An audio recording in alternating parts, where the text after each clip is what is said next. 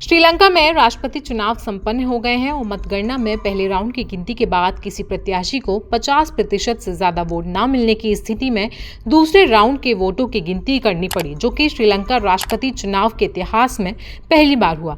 मतगणना के बाद चुनाव आयोग ने जेवीपी और एनपीपी के नेता अनुराग कुमारा दिसानायके को विजेता घोषित कर दिया। दिसानायके को सबसे ज्यादा वोट मिले, जबकि साजिद प्रेमदासा दूसरे नंबर पर रहे और रानिल विक्रमसिंघे 16% वोटों के साथ तीसरे स्थान पर रहे। ऐसे में आर्थिक संकट से जूझ करने के लिए श्रीलंका को उबार कर पटरी पर लाने की जिम्मेदारी अब दिसानायके की है। अनुराग दिसानायके श्रीलंका के अनुराधापुरा जिले के रहने वाले हैं और अपने छात्र जीवन से ही राजनीति में सक्रिय हैं।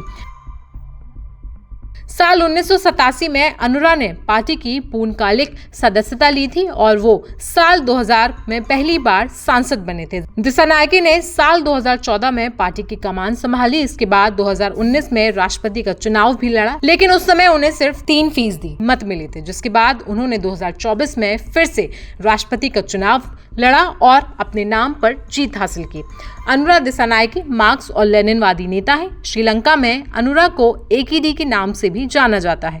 भ्रष्टाचार के खिलाफ मुखर और जोशीले भाषणों से अनुरा ने जनता का दिल जीतने में कामयाबी हासिल की। 2022 में आर्थिक संकट के वक्त अनुरा की लोकप्रियता सबसे तेजी से बढ़ी। मार्क्सवादी विचारधारा के होने के नाते दिसानायके का झुकाव चीन की तरफ थोड़ा ज्यादा है और माना जाता है कि उनकी पार्टी को चीन से फंडिंग भी मिलती है। अब अगर दिसानायके के भारत के प्रति रुख की बात करें तो सत्ता परिवर्तन के बाद ये बहुत जरूरी होता है कि भारत और श्रीलंका के रिश्ते कैसे रहते हैं। दिसानायके की पार्टी की बात करें तो जेवीपी ने भारत से आए तमिल मूल के एस्टेट कर्मचारियों की निंदा करते हुए उन्हें भारतीय विस्तारवाद का साधन बताया था।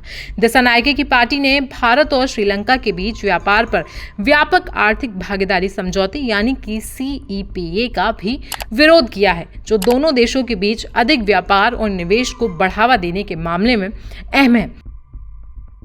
श्रीलंका के नए राष्ट्रपति पर आपकी राय क्या है, हमें कमेंट सेक्शन में बताएं। साथ ही साथ देश दुनिया की बाकी खबरों के लिए बने रहें जनसत्ता के साथ।